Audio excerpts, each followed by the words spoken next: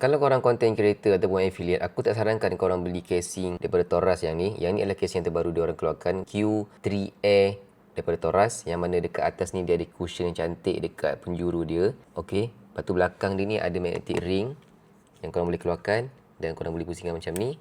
Okey, yang ni Q version So magnetic ring dia jenis macam ni.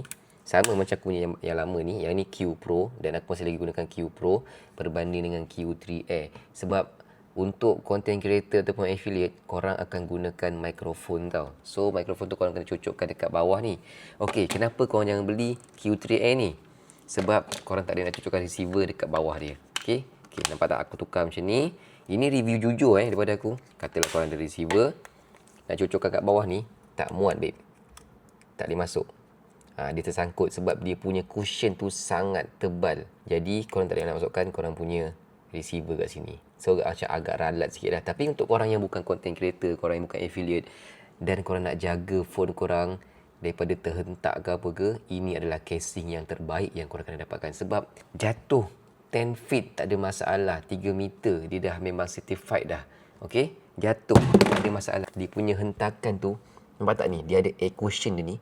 Dia memang absorb hentakan. So korang nak jatuhkan tu tak ada masalah babe. Tak ada masalah. Aku jatuhkan sendiri ni. Phone aku ni. iPhone 16 Pro aku ni. Okay. So kalau korang bukan content creator ataupun affiliate, ini adalah casing yang terbaik yang korang kena dapatkan. Tapi kalau korang content creator ataupun affiliate, jangan beli casing macam ni. Sebab tak boleh masukkan receiver. Itu je lah. Tapi kalau korang buat video tak gunakan mikrofon, boleh je beli. Sebab best tau. Kalau korang macam nak buat kerja kan, korang boleh buka dia punya ni. Lepas tu korang letak je dekat atas meja. And then korang boleh edit video ke apa ke macam tu. Nice. Serious nice. Tapi aku susah nak guna lah. Aku lebih prefer gunakan yang lama punya Q Pro ni. Nak dapatkan link ada kat bawah, harga dia memang mahal.